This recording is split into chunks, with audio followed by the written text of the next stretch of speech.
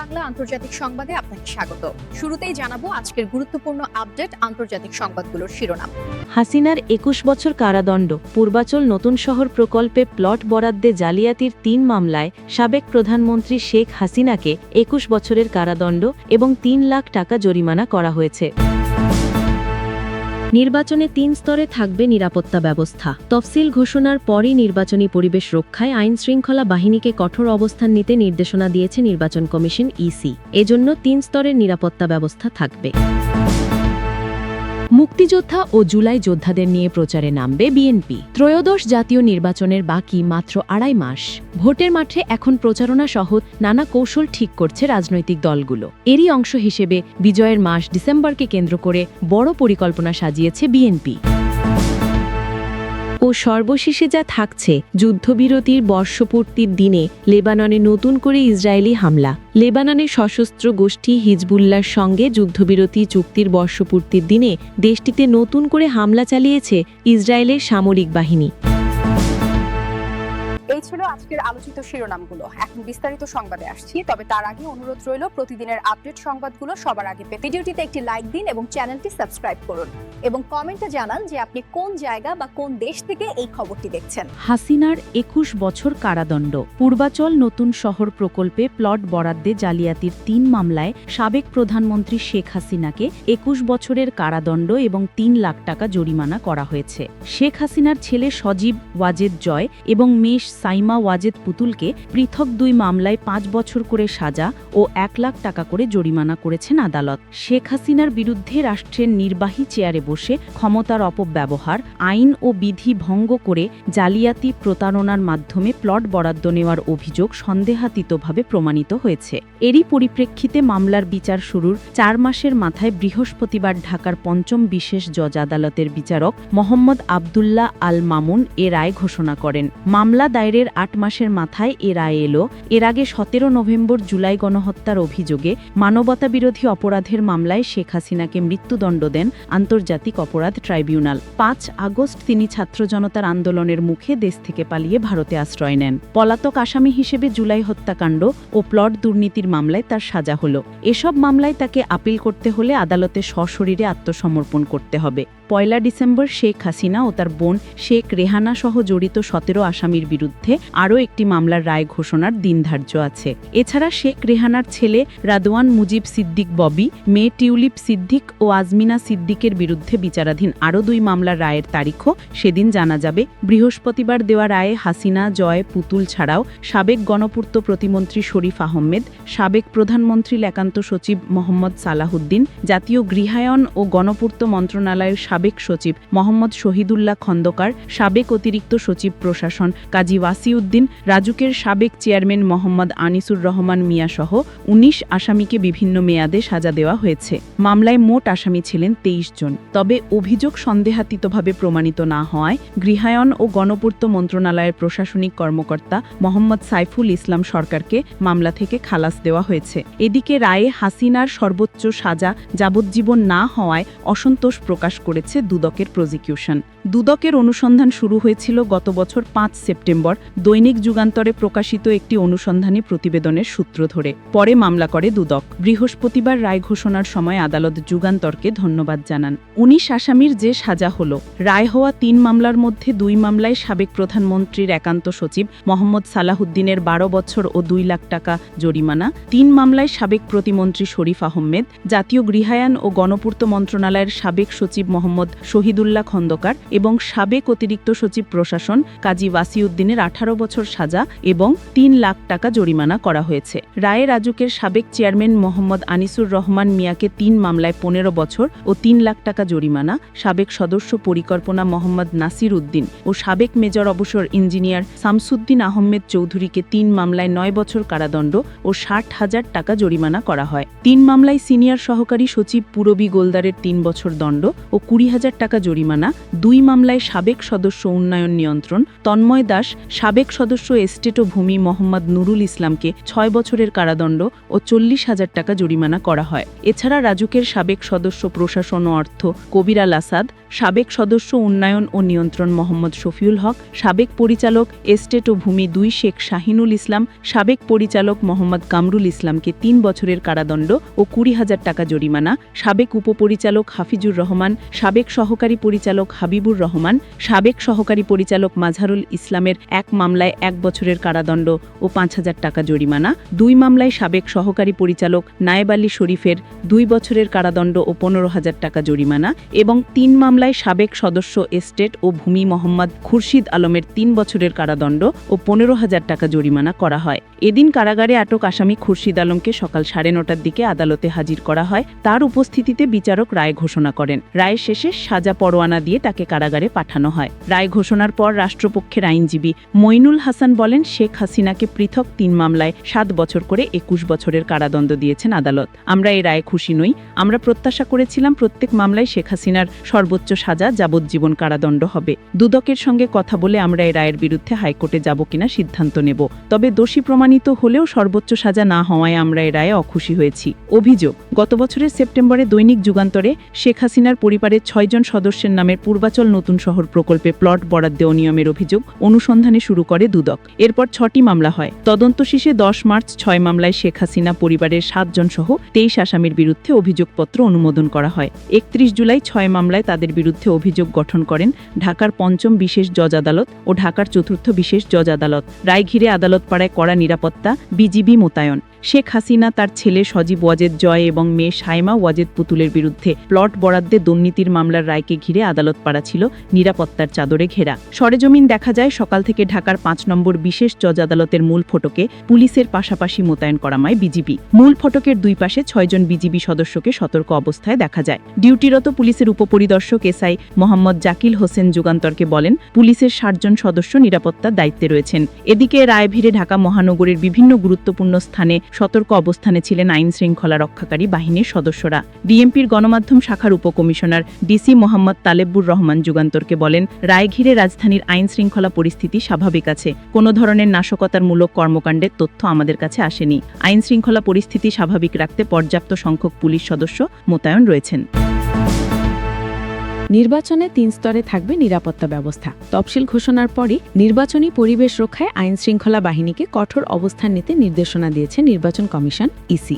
এজন্য 3 স্তরের নিরাপত্তা ব্যবস্থা থাকবে। সেনাবাহিনীর ম্যাজিস্ট্রেসি ক্ষমতা 28 ফেব্রুয়ারি পর্যন্ত বহাল থাকবে। ওই ক্ষমতা নিয়েই নির্বাচনী মাঠে দায়িত্ব পালন করবে সেনাবাহিনী। আর পোস্টাল ব্যালট ব্যবস্থাপনায় কঠোর নিরাপত্তা ব্যবস্থা নেওয়া হবে। আর সামাজিক যোগাযোগ মাধ্যমে গুজব, অপতথ্য ও অসত্য তথ্য ছড়িয়ে পরিস্থিতি অস্থিতিশীল করার চেষ্টা বন্ধে সাইবার সিকিউরিটি সেল গঠন করা হবে। বৃহস্পতিবার নির্বাচন কমিশনে আইন শৃঙ্খলা সংক্রান্ত বৈঠকে এই নির্দেশনা দেওয়া হয়। প্রধান নির্বাচন কমিশনার সিইসি এএমএম নাসির উদ্দিনের সভাপতিত্বে বৈঠকে নির্বাচন কমিশনার, ইসি সিনিয়র সচিব, সেনাবাহিনী, নৌবাহিনী, বিমান বাহিনী, police, BGB, Ansar VDP, coastguard, RAB সহ বিভিন্ন সংস্থা ও বিভাগের প্রধান ও প্রতিনিধিরা অংশ নেন। বৈঠকের পর ব্রিফিং করেন ইসির সিনিয়র সচিব আক্তার আহমেদ। ডিসেম্বরের প্রথম দিকে জাতীয় সংসদ নির্বাচনের তফসিল ঘোষণা করবে ইসি। এর আগে আইন শৃঙ্খলা পরিস্থিতি নিয়ে আলোচনা ও তফসিল ঘোষণার পর করণীয় নিয়ে আলোচনা করল কমিশন। আগামী রোববার 30 নভেম্বর সচিবদের সঙ্গে বৈঠক হবে। সূত্র জানায়, বৈঠকে কমিশনের পক্ষ থেকে অবাধ, সুষ্ঠু, নিরপেক্ষ নির্বাচন আয়োজনে সব ধরনের ব্যবস্থা নেওয়ার জন্য আইন শৃঙ্খলা বাহিনীকে নির্দেশনা দেওয়া হয়েছে। ইসি কারো কাজে হস্তক্ষেপ করবে না। সংশ্লিষ্টদের নিজ নিজ দায়িত্ব সঠিকভাবে পালন করতে হবে। পুলিশের বিষয়ে সভায় বলা হয়, 5 অগস্টের পর থেকে কেউ পুলিশকে মানতে চায় না। বর্তমান পুলিশ যে 5 অগস্টের আগের পুলিশ না, সেটি কাজের মাধ্যমে প্রমাণ করতে হবে। বৈঠকে আরও জানানো হয়, দেশের সার্বিক আইন শৃঙ্খলা পরিস্থিতি ধীরে ধীরে উন্নতি হচ্ছে। নির্বাচনের সময় যে কোনো পরিস্থিতি মোকাবিলা করার সামর্থ্য আইন শৃঙ্খলা বাহিনীর রয়েছে। বৈঠক শেষে ইসি সিনিয়র সচিব আক্তার আহমেদ বলেন, আমাদের ডিপ্লয়মেন্ট প্ল্যানে হচ্ছে 3টা কম্পোনেন্ট: স্ট্যাটিক, মোবাইল কম্পোনেন্ট ও সেন্ট্রাল রিজার্ভ। আইন শৃঙ্খলা বাহিনীকে আমরা গাইডলাইন দিয়েছি, এখন রেসপেক্টিভ বাহিনী থেকে এটা করবে। আর এর সঙ্গে প্রচলিত অর্থে যেটা স্ট্রাইকিং ফোর্স বলি, সেটাও এই 3টা ভাগে ভাগ করা হয়েছে। ইসি সচিব বলেন, নির্বাচন কমিশনের অবস্থানটা অত্যন্ত স্পষ্ট যে একটা সুষ্ঠু, সুন্দর, সার্বিক, উৎসব মুখর পরিবেশে নির্বাচন বাস্তবায়নে সবাইকে সর্বাত্মক সহযোগিতা করতে হবে। নিজ নিজ দায়িত্ব নিজের আওতায় পালন করতে হবে। ব্যত্যয় হলে কাউকে ছাড় দেওয়া হবে না। তিনি বলেন, আমাদের আইন শৃঙ্খলা বিষয়ে লিড মিনিস্ট্রি হিসেবে স্বরাষ্ট্র মন্ত্রণালয় মন্ত্রণালয় দায়িত্ব পালন করবে। আইনশৃঙ্খলা বাহিনীর সদস্যরা কিভাবে কি কাজ করবেন না করবেন সেই সম্পর্কে মন্ত্রণালয় অন্যান্য বারের মতন দিক নির্দেশনা দিবে। ওভারঅল মনিটরিং এবং কোঅর্ডিনেশনটা ইসি থেকে দেখা হবে। এখানে একটা আইনশৃঙ্খলা মনিটরিং সেল করব। মনিটরিং সেলগুলোর সঙ্গে আবার রেসপেক্টিভ বাহিনীগুলোর সংশ্লিষ্টতা কোঅর্ডিনেশন থাকবে। বৈঠকে সামাজিক যোগাযোগ মাধ্যমে অপপ্রচার নিয়ে আলোচনা হয়, এজন্য একটি সাইবার সিকিউরিটি সেল গঠন করা হবে ইসিতে। এই বিষয়ে ইসি সচিব বলেন, সোশ্যাল মিডিয়া প্ল্যাটফর্মগুলোকে মনিটর করা হবে যাতে অপতথ্য থেকে মুক্ত থাকতে পারি। এক্ষেত্রে ইউএনডিপির প্ল্যাটফর্ম ব্যবহার করব।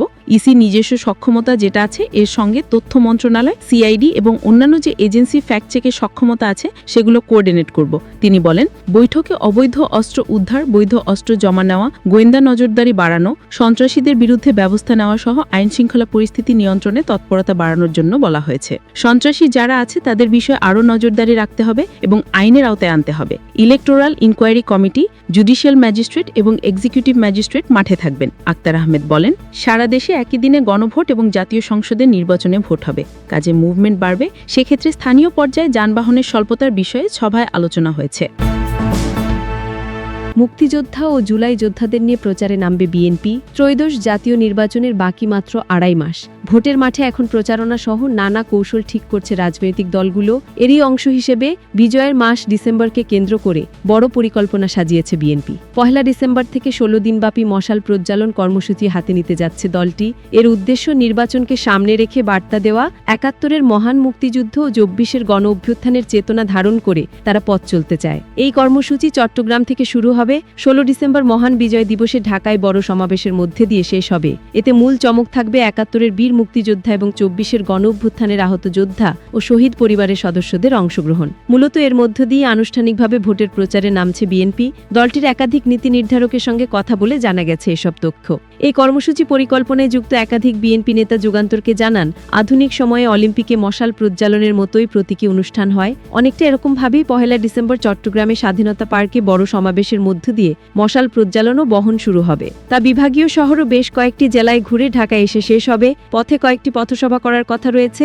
এই মশাল প্রজ্বালন শেষ হবে 16 ডিসেম্বর ঢাকার সমাবেশের মধ্য দিয়ে। বিজয়ের মাসে কর্মসূচির মধ্য দিয়ে ধানের শীষের পক্ষে ঢেউ রুখাতে চান। কর্মসূচি সফল করতে দফায় দফায় বৈঠকও চলছে। নেতারা বলেন, বিএনপি ধর্মীয় মূল্যবোধে বিশ্বাসী একটি দল, তাই যে ধর্মের যা পাওনা তা তারা তুলে ধরতে চায়। একই সঙ্গে বিএনপি আগামীতে কি করবে, চেতনা কি হবে, তাও কর্মসূচির মধ্য দিয়ে দেশবাসীকে জানাতে চায়। জানতে চাইলে বিএনপির চট্টগ্রাম বিভাগীয় সহ সাংগঠনিক সম্পাদক মীর মোহাম্মদ হেলাল উদ্দিন যুগান্তরকে বলেন, মশাল প্রজ্বালন চট্টগ্রাম থেকে শুরু হবে। ওখান থেকেই সব বিভাগেই মশাল বহন করা হবে। সবশেষ ঢাকা সমাবেশের মধ্য দিয়ে শেষ হবে। এটি সফল করতে বিএনপি প্রস্তুতি নিয়েছে। এতে বীর মুক্তিযোদ্ধা এবং জুলাই আহত যোদ্ধা ও শহীদ পরিবারের সদস্যরা থাকবে, এভাবেই পরিকল্পনা করা হচ্ছে।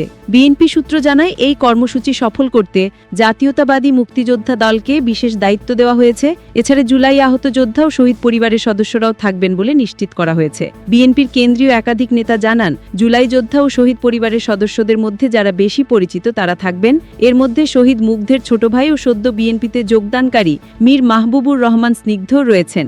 এছাড়া গত 8 নভেম্বর গুলশানের চেয়ারপারসনের কার্যালয়ে উপস্থিত হয়ে ভার্চুয়ালি ভারপ্রাপ্ত চেয়ারম্যান তারেক রহমানের সঙ্গে সাক্ষাৎ করে বিএনপির সঙ্গে ঐক্যবদ্ধভাবে কাজ করার ঘোষণা দেন 24-এর গণ অভ্যুত্থানের শহীদ ও আহত পরিবারের সদস্যরা, যার মধ্যে ছিলেন শহীদ ওয়াসিমের বাবা শফিয়া আলম, শহীদ মাহমুদুর রহমানের বোন জুলাই ঘোষণাপত্র পাটকারী সাবরিনা আফরোজ সেবন্তী, শহীদ মাহমুদুর রহমান সৈকতের বাবা মাহবুবুর রহমান, শহীদ ফয়সাল আহমেদ শান্তর বাবা মোহাম্মদ জাকির হোসেন এবং 24শে জুলাই গণ আন্দোলনে আহত মোহাম্মদ ফারহান জামিল। তারাও এই কর্মসূচিতে থাকবেন বলে আশা করা হচ্ছে।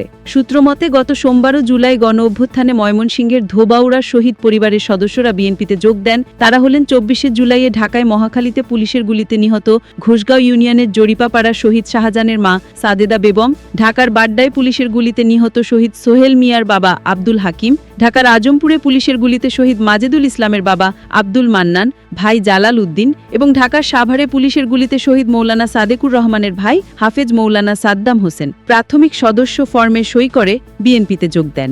এর মধ্যে শহীদ মনির হোসেন রাসেলের লাশ গুম করা হয়। পায়নি পরিবার, দুটি পৃথক অনুষ্ঠানের মধ্য দিয়ে তারা বিএনপিতে যোগ দেন। ওই অনুষ্ঠানে ছিলেন বিএনপির কেন্দ্রীয় যুগ্ম মহাসচিব সৈয়দ ইমরান সালেহ প্রিন্স। তিনি যুগান্তরকে বলেন, তাদের বিএনপিতে যোগদান গণতান্ত্রিক অভিযাত্রার জন্য ঐতিহাসিক ও প্রেরণাদায়ক। বিএনপি গণঅভ্যুত্থানের চেতনা ধারণ করে এবং বিএনপির পক্ষেই এ চেতনা বাস্তবায়ন সম্ভব। সেজন্যই গণঅভ্যুত্থানের শহীদ পরিবারের সদস্যরা বিএনপির পক্ষে অবস্থান ঘোষণা করছেন। জানা গেছে সারা দেশে আরও জুলাই শহীদ পরিবারের সদস্য ও আহত যোদ্ধারা বিএনপিতে যোগদান করার কথা রয়েছে। তারাও বিএনপির মশাল প্রজ্বালন কর্মসূচিতে যোগ দেবেন। দেশ গড়ার পরিকল্পনা শীর্ষক 6 দিনের কর্মসূচি বিএনপির দেশ গড়ার পরিকল্পনা শীর্ষক 6 দিনের কর্মসূচি ঘোষণা করেছে। 7 ডিসেম্বর শুরু হবে, 13 ডিসেম্বর শেষ হবে। বৃহস্পতিবার জরুরি সংবাদ সম্মেলনে এই কর্মসূচি ঘোষণা দেন দলের সিনিয়র যুগ্ম মহাসচিব রুহুল কবির রিজভী।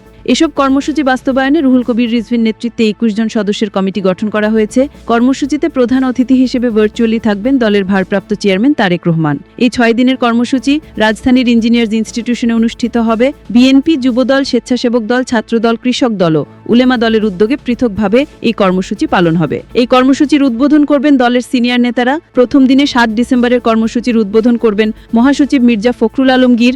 8 ডিসেম্বর দলের স্থায়ী সদস্য সমিতির সদস্য সালাহুদ্দিন আহমেদ। 9 ডিসেম্বর স্থায়ী সদস্য সমিতির সদস্য নজরুল ইসলাম খান। 10 ডিসেম্বর স্থায়ী সদস্য সমিতির সদস্য মির্জা আব্বাস। 11 ডিসেম্বর বিএনপির মহাসচিব মির্জা ফখরুল আলমগীর এবং 13 ডিসেম্বর কর্মসূচির উদ্বোধন করবেন দলের স্থায়ী সদস্য সমিতির সদস্য আমির খসরু মওদুদী।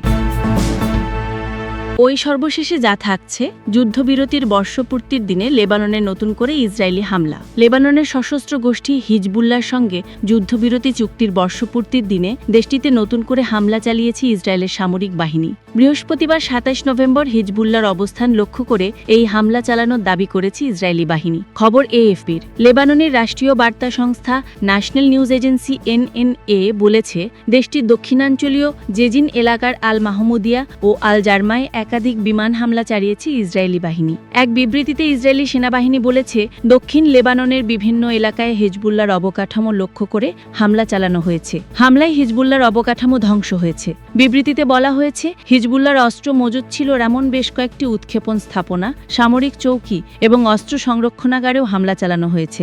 ইরান সমর্থিত এই গোষ্ঠীর সামরিক সক্ষমতা ধ্বংসেই হামলা চালানোর দাবি করেছে ইসরায়েলি বাহিনী। ইসরায়েলের সেনাবাহিনী বলেছে, আমাদের রাষ্ট্রের জন্য যে কোনো হুমকি নিশ্চিহ্ন করতে এই ধরনের অভিযান অব্যাহত থাকবে। গাজায় যুদ্ধ শুরু হবার পর 1 বছরের বেশি সময় ধরে চলা উত্তেজনা থামানোর লক্ষ্যে 2024 সালের 27 নভেম্বর হিজবুল্লাহর সঙ্গে যুদ্ধবিরতি চুক্তিতে স্বাক্ষর করে ইসরায়েল। সেই হামলার বর্ষপূর্তির দিনে দক্ষিণ লেবাননে হামলা চালিয়েছে ইসরায়েল। যুদ্ধবিরতি সত্ত্বেও লেবাননে বারবার হামলা চালিয়েছে ইসরায়েল। অধিকাংশ ক্ষেত্রে ইসরায়েলি বাহিনী বলছে, হিজবুল্লাহর সদস্য ও অবকাঠামো লক্ষ্য করে হামলা চালানো হচ্ছে যাতে গোষ্ঠীটি পুনরায় অস্ত্রশস্ত্র জোগাড় করতে না পারে। চুক্তি অনুযায়ী হিজবুল্লাহকে তাদের বাহিনী লিতানি নদীর উত্তর দিকে, যা ইসরায়েল সীমান্ত থেকে প্রায় 30 কিলোমিটার 20 মাইল দূরে, সরিয়ে নিতে হবে এবং সেখানে তাদের সামরিক অবকাঠামো ভেঙে ফেলতে হবে। লেবাননি সরকারের এক পরিকল্পনা অনুযায়ী দেশটির সেনাবাহিনীকে চলতি বছর শেষের আগেই দক্ষিণাঞ্চল থেকে হিজবুল্লাহ সব সামরিক অবকাঠামো অপসারণ করতে হবে। এরপর দেশটির অন্যান্য অংশেও এই প্রক্রিয়ার বাস্তবায়ন শুরু করার কথা রয়েছে।